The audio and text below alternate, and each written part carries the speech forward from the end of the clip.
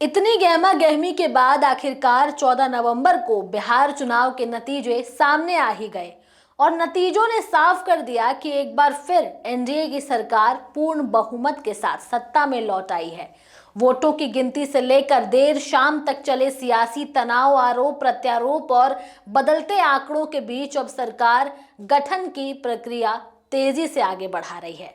लेकिन इस पूरी हलचल के बीच सबसे बड़ा सस्पेंस अब भी अपनी जगह कायम है। वो है नई कैबिनेट में कौन कौन शामिल होगा। तो चलिए आपको इस रिपोर्ट में बताते हैं। मुख्यमंत्री पद के लिए चुन लिए जाने के बाद नीतीश कुमार कल यानी गुरुवार को सुबह 11:30 बजे गांधी मैदान में शपथ लेंगे। इस शपथ ग्रहण समारोह को विशेष बनाने के लिए बड़े पैमाने पर तैयारी की जा रही है, क्योंकि कार्यक्रम में प्रधानमंत्री नरेंद्र मोदी भी शामिल होंगे। जदयू के कार्यकारी अध्यक्ष संजय झा ने इसकी आधिकारिक पुष्टि की है। उनके अनुसार समारोह में न केवल पीएम मोदी बल्कि गृह मंत्री अमित शाह, रक्षा मंत्री राजनाथ सिंह से लेकर भाजपा शासित राज्यों के मुख्यमंत्री और उप मुख्यमंत्री भी मौजूद रहेंगे।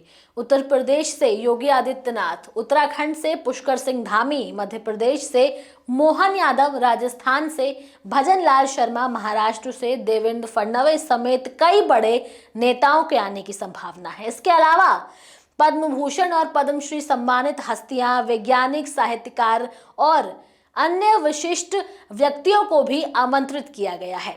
नीतीश कुमार का सीएम बनना इस बार भी लगभग तय माना जा रहा है। अब केवल औपचारिकताएं ही रह गई हैं।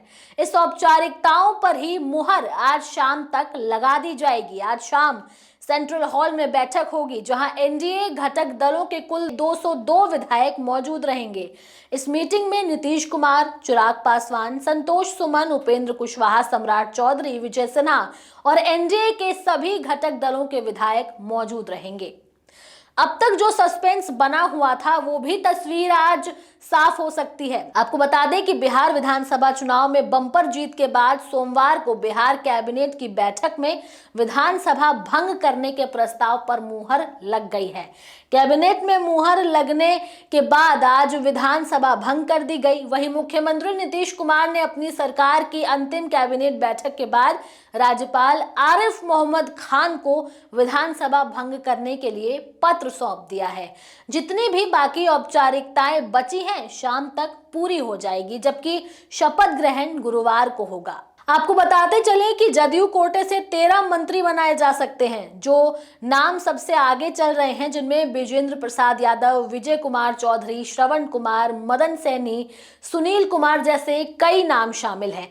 इन नामों की चर्चा प्रमुखता से की जा रही है, लेकिन अंतिम मंजूरी केवल नीतीश कुमार ही देंगे। इस बीच पार्टी नेताओं और विधायकों के बीच अटकलों का दौर भी जारी है। अशोक चौधरी और विजय चौधरी जैसे बड़े नेताओं का मंत्री बनना लगभग तय माना जा रहा है, लेकिन आधिकारिक सूची अभी भी सस्पेंस में है। वर्तमान सरकार की अंतिम कैबिनेट बैठक 17 नवंबर को हुई थी, जिसमें 3 महत्वपूर्ण प्रस्ताव पारित किए गए। सबसे अहम निर्णय था 19 नवंबर यानी आज बिहार विधानसभा को भंग करने की सिफारिश।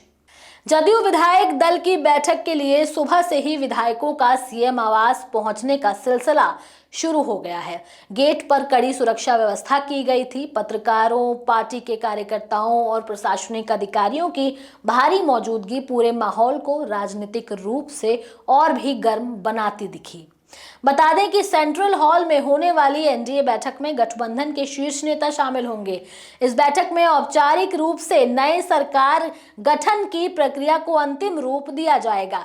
जदयू और भाजपा दोनों ने ही अपने अपने स्तर पर रणनीति तैयार कर ली है। इसी के साथ नीतीश कुमार का एनडीए के नेतृत्व में एक बार फिर मुख्यमंत्री बनना तय है। जहां एक तरफ सरकार गठन की तस्वीर लगभग साफ हो चुकी है, वहीं मंत्रियों की सूची को लेकर सस्पेंस अभी भी खत्म नहीं हुआ है। शपथ ग्रहण से ठीक पहले तक नए चेहरों की तलाश और पुराने नेताओं की दावेदारी का ये संगम बिहार की राजनीतिक गलियारों में उत्सुकता बनाए हुए है।